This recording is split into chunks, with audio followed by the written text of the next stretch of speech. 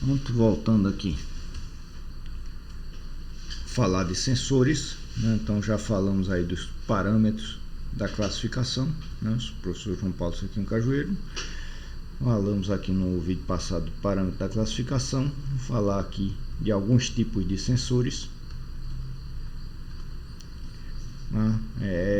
Que a gente vai botar ele para analisar se são proprioceptivos ou estereoceptivos, ou então são passivos ou ativos, tá? Então, por exemplo, sensores táteis, sensores de contato, né? Então podem ser simples chaves de contato mesmo, né? Normalmente vão servir para você, esses sensores de táteis, eles vão servir, é difícil você ter uma aplicação que isso sirva dentro do robô.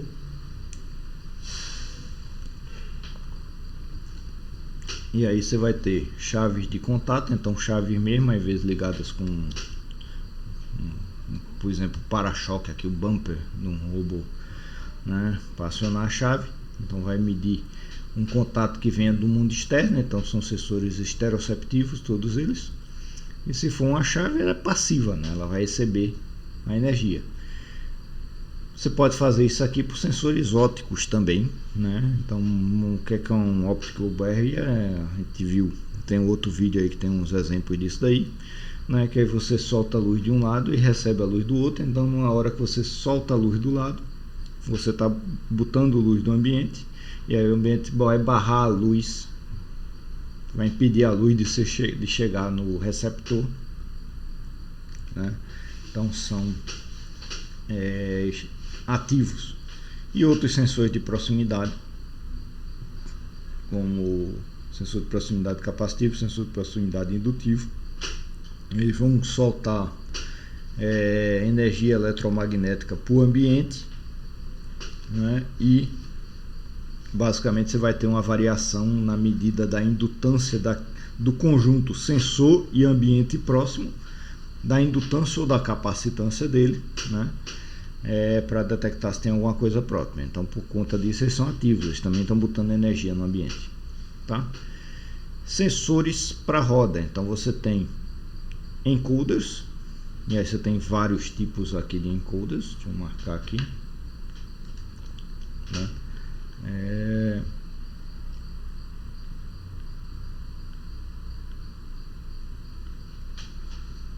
Então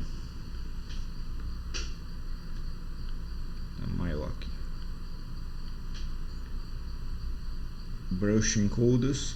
Então são encoders com chave de contato. O que é que vem a ser um encoder, né? Então tá aqui um exemplo, né? Então isso aqui tem dois, esses círculos daqui vão representar, né? Então esse sinal I e esses contatos A e B, então vão ser sensores que vão estar localizados, né, com uma certa defasagem um do outro. Então ele pode estar fisicamente até longe, mas na hora que o A está no começo de um contato desses aqui, em cima de um traço preto, por exemplo, o B ainda não está, aí depois o B fica também em cima do traço preto, então eles não passam em cima do outro ao mesmo tempo, né? Então sensor A, sensor B. Não? E a maneira como isso aqui é feita, aí você tem várias formas, né? Então no caso aqui, por exemplo, se isso aqui sair girando, aí você, na hora que o sensor I passar aqui, ele vai gerar esse pulso, e à medida que eles vão girando aqui nesse círculo, esse círculo vai girando, passando pelos sensores A e B, melhor dizendo, aí você vai ter A e B nessa defasagem, aí você vai ter essa mudança, esses estados aqui seguindo essa sequência. Então A alto, B baixo, A e B alto, alto, baixo, alto, baixo, baixo, aí de novo alto, baixo, baixo, alto, alto, baixo, alto, e assim por diante, certo? Se ele girar no sentido contrário, você vai ter a sequência contrária, baixo, baixo, baixo, alto, alto, alto, alto, baixo, e você consegue determinar tanto o sentido de rotação quanto o quanto desses degraus, desses dentezinhos aí ele andou para um lado e para o outro, O que são esses dentes? Então esses dentes aí volta aqui para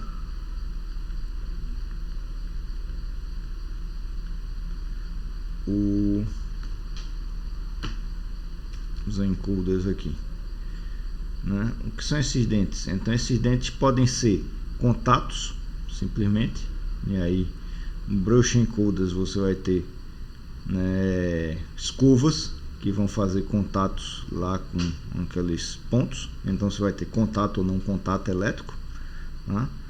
Nesse caso aí eles classificam como sensor passivo, né? Porque aí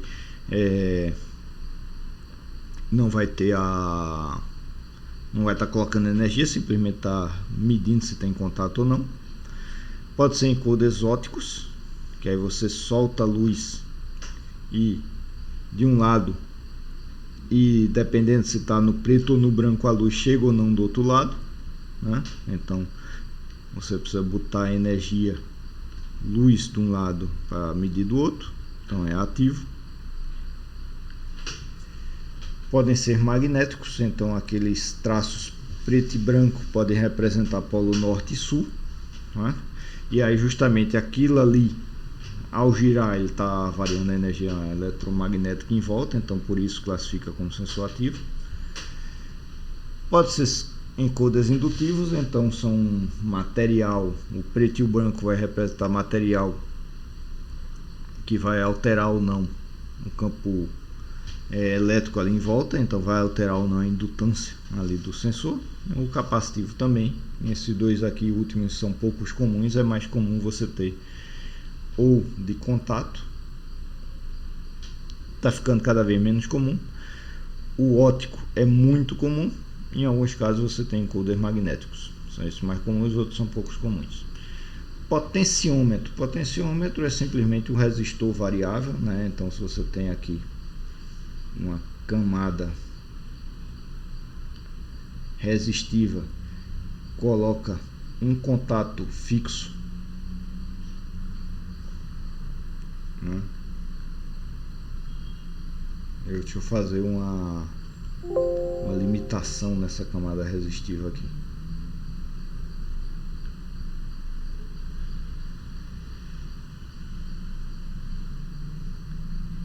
Tá aqui.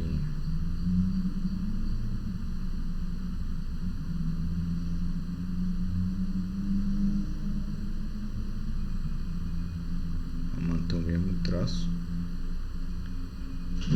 Então um negócio aqui e a gente colocar um contato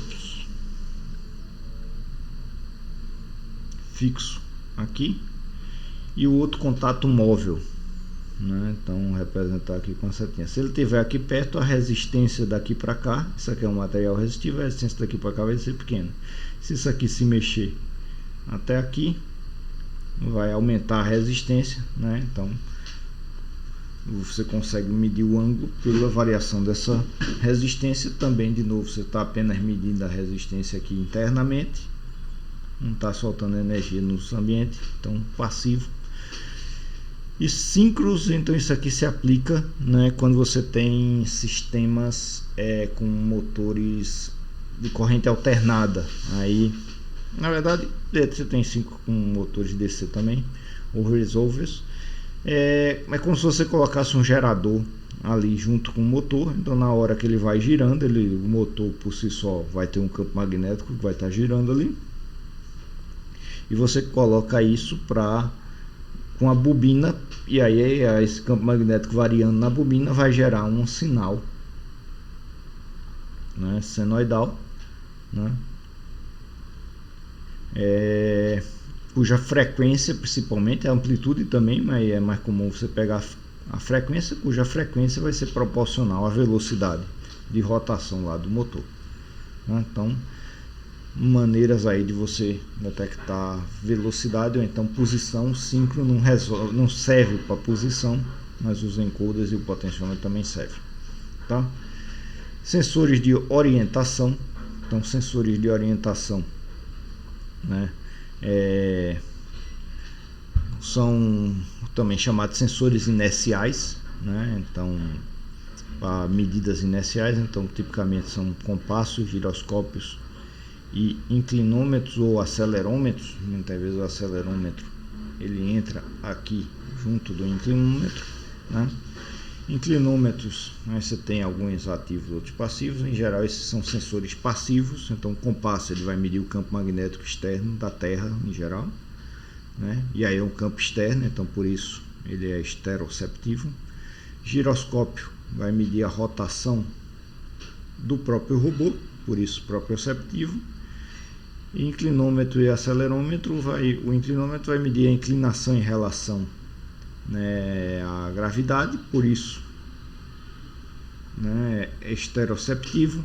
O acelerômetro vai medir a aceleração do robô, né, por isso proprioceptivo, né? Esses hoje em dia, né, então a gente dá uma olhada aqui. Aqui ainda está ok. Esses hoje em dia, então por exemplo, aqui tem um exemplo do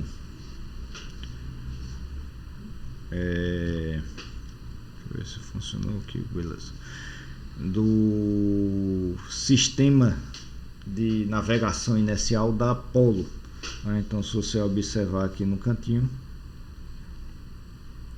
tem no cantinho não, né? Mas aqui no meio,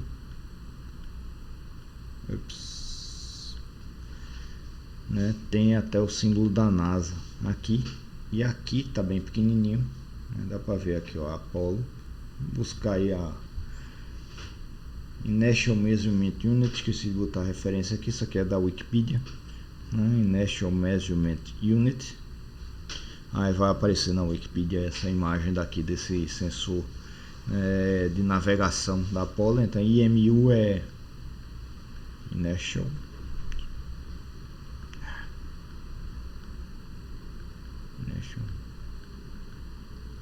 Measurement Unit, unidade de medida inercial, tá? Então serve justamente para você fazer a navegação, né, por inércia. Então se eu estou navegando, não estou detectando aceleração, estou com a velocidade constante, e se eu não estou detectando o giro, então também estou mantendo a mesma direção de orientação. Com isso eu estimo a posição que eu estou, né? Por isso esse nome, tá? No caso aqui do Apollo, aí você tem aqui fora um acelerômetro, e esse aqui dentro é o giroscópio. Então você tem umas partes aqui, esses anéis são feitos para girar, né, num eixo, no outro eixo, e deve ter mais uma coisa aqui para girar no terceiro eixo aqui, tá, com os sensores aqui para medirem justamente essa rotação nos três eixos, tá? Eu acho que não tinha um compasso, não vi se nesse sistema daqui tinha um compasso na nave Apollo, né? Já que ela vai para o espaço sideral, acho que não, porque aí ele perde mais a utilidade, né? Hoje em dia você tem, né, esses sensores bem menores, então dentro do circuito integrado, né, usando a tecnologia, né, de MEMS, Microelectromechanical Systems, certo? Aí você consegue fazer sensores dentro de um chip, tá? E aí você tem chips aqui, no caso ele tem, normalmente isso aqui são 2 ou 3 chips no mesmo encapsulamento, um por magnetômetro, e às vezes você precisa de 2 para fazer principalmente o giroscópio nos 3 eixos, mas talvez até o acelerômetro nos 3 eixos. É mais fácil você fazer no plano, né, de fabricação do chip, e aí você, para fazer no outro sentido, aí você bota um chip inclinado aí dentro do encapsulamento, né? Eu não sei exatamente como esse especificamente aqui é feito, tá?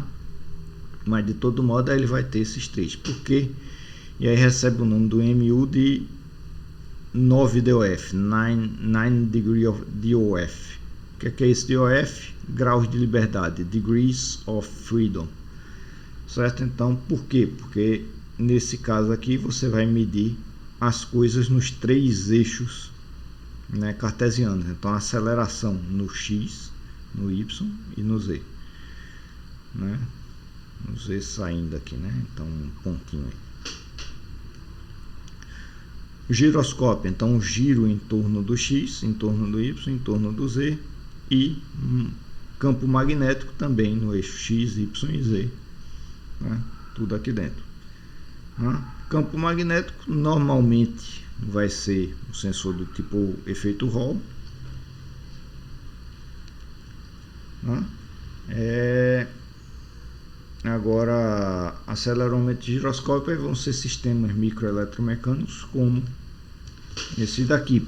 Então isso aqui é um exemplo de um acelerômetro, né? Que aí você tem esses eletrodos fixos e você tem essa parte azul com essa parte aqui meio laranja escura, né, se vindo como uma massa suspensa, né? Então essa parte laranja escura serve como uma mola, então um trechozinho fino, e essa parte azul fica suspensa, fica ligada eletricamente por essa parte também, mas tem uma liberdade de movimento. Então se você tiver aceleração nesse sentido daqui, né,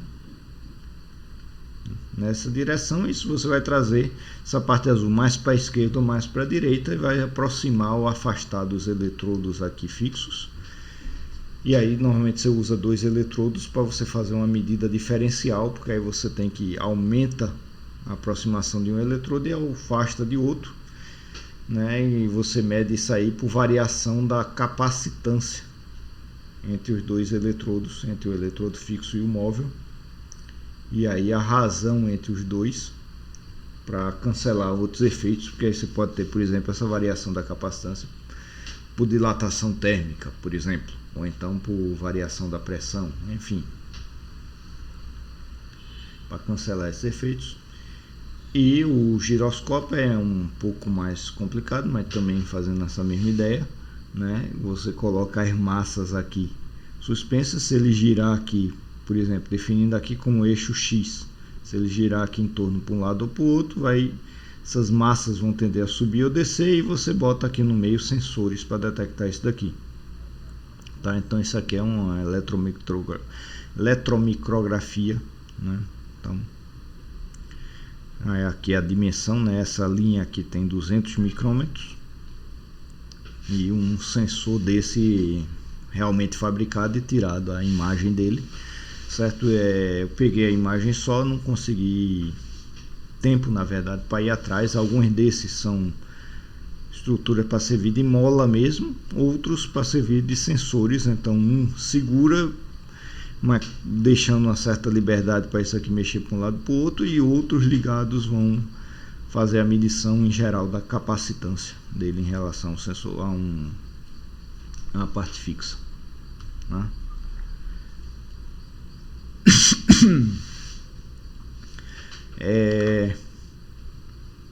Seguindo aqui rapidamente, sensores do tipo ground beacons, então são sensores de referência fixa, então vai para você fazer triangulação. O mais comum é tipo GPS,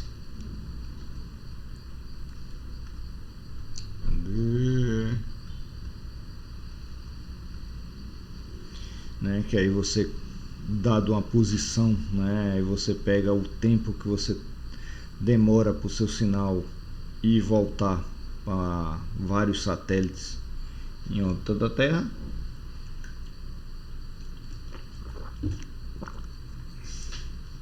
né? Esses satélites eles estão sincronizados um com o outro, então você basicamente pega o tempo que esse satélite, então cada satélite esse vai mandar, olha, eu sou o satélite tal, estou em tal posição e o tempo agora é esse. Aí você vai receber essa informação desse satélite, desse. Vai dar um tempo aqui, uma demora para esse dado chegar, uma demora para esse dado chegar, uma demora para esse dado chegar. Com isso, você calcula a distância para esse satélite, significa que você vai estar em algum lugar aqui nesse círculo. A distância para esse satélite significa que você vai estar em algum lugar nesse círculo, a distância para esse outro em algum lugar nesse círculo, com uma certa precisão. e você mapeia aí aonde você está em função disso, né? Isso aqui tá bonitinho desse jeito. Na prática aí você tem efeitos como interferência da atmosfera. Então, por exemplo, daqui para um satélite para cima você vai atravessar pouca atmosfera, para um satélite mais na linha do horizonte você vai atravessar mais a atmosfera, e com problema talvez, principalmente na ionosfera, você tem uma deflexão do sinal, né? Então você está medindo isso daqui para esse azul, mas na verdade o sinal para esse azul ele fez isso daqui, defletiu aqui na ionosfera, fez isso. Então a distância para o azul na verdade é menor, e você deveria estar em algum canto por aqui, certo? Então isso aí vai dar uma precisão de por volta aí dos 5 metros.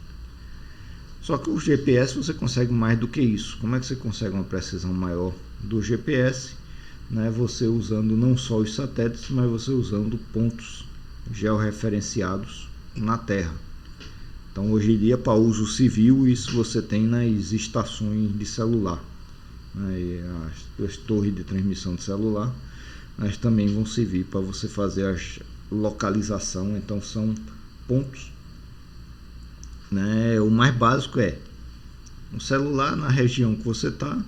A torre de celular ela pega, faz a medida do GPS, ela sabe a localização dela, sabe a latitude, altitude, longitude, faz a conta do GPS. Pô, isso aqui deu um erro de mais 3,5 metros na latitude, menos 1,2 metros na longitude e mais 0,8 metros na altitude. Aí você pega, conversa com a estação. Então seu robozinho vai, conversa com a estação, pega essa informação. Quando ele pega os dados dos satélites, aí ele já aplica essa correção daqui. Então isso faz com que você consiga uma precisão bem melhor, e você consegue aí precisão menor que 1 metro usando esse tipo de coisa, né? Militares conseguem precisão da ordem de 10 centímetros usando esse tipo de solução, né? Tudo isso aqui se enquadra, né, na categoria aqui que é de volta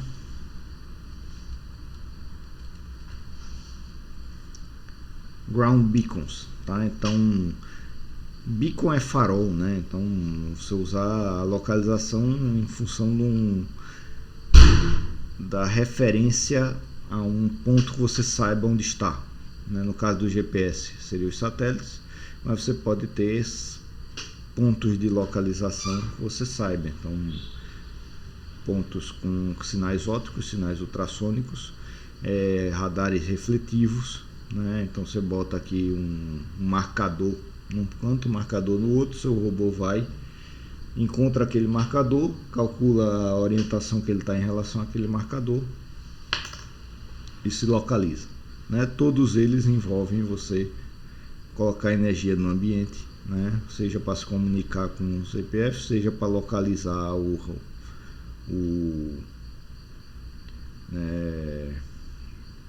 beacon, né? O farol que você quer, tá? Active Range, então são sensores de medição de distância, né? Aqui eu botei o sensor de ultrassom, né? Então esse aqui é um exemplozinho no sensor comum de ultrassom. Ele tem uma faixa aqui que ele mede, e aqui no caso você tem um experimentozinho. O cara botou um ambiente aqui, colocou o sensor e colocou ele para percorrer uma angulação, e aí ele vai medindo a distância em função dessa angulação, né? Aí o resultado bruto dele é isso daqui. É um sensor que ele varia muito. Você vê aqui mesmo aqui do livro, você tem uma variação muito grande aqui do resultado. Em alguns casos você varia, né? Aqui, por exemplo, nessa região daqui, ele está pegando uma hora a distância para o livro, outra hora a distância lá para o fundo, né? Isso aqui é da esquerda para a direita, aqui também, ó, da esquerda para a direita, seria essas cores daqui, né? Aí você vê que o que pegou mais corretamente aqui foi o livro, os outros tem uns erros aqui que ele dá por várias razões, tá? Então não é um sensor tão confiável, né? Mesmo assim, aqui tem um mapa, pode procurar aí, botei mais aqui para referência, né? Um Robotic Mapping, usando um sensor desse de ultrassom, que aí ele pega, mapeia a região. Então tem aqui a posição de todas as medidas em função do robô se mexendo, então o robô estima a posição dele, faz a medida em volta dele, e aí ele identifica aqui, o sensor está informando que tem obstáculos nessas posições todas aqui.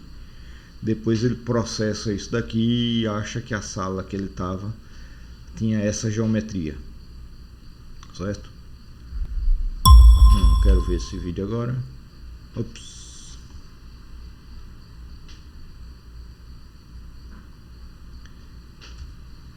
E um outro tipo desse tá ficando mais comum, é com um LiDAR, tecnologia chamada LiDAR, então um radar de luz, light, eu não lembro agora o que é a sigla dá, mas enfim, manda um sinal de luz, pega o tempo que ele volta. Então aqui é um mapa tridimensional feito em cima de um sensor tipo LiDAR com um quadricóptero, né? E aí sai montando aqui, mapeando os objetos, né, em volta dele, usando esse tipo de sensor, né? Pronto. E o último aqui, só botei para completude, tá lá naquela tabela, um sensor. Isso aqui é outro tipo de radar, um radar do tipo Doppler, né, que aí ele vai pegar então a velocidade. No caso, se você pegar o Doppler para um objeto parado, ele vai pegar a velocidade do robô, ou vai pegar a diferença entre a velocidade do robô e a velocidade do objeto que ele está se colocando. Aqui isso é um módulo de Doppler que é usado para coisa de segurança, na verdade. E aí o indivíduo aqui, o Wilmo, pegou e colocou dois deles numa plaquinha para interfacear com o robô, e aí ele vai pegar sinais com essa angulação aí, né, de dado Doppler, né? Vou botar um outro vídeo aqui com outros sensores, né, mas esse daqui a gente para por aqui.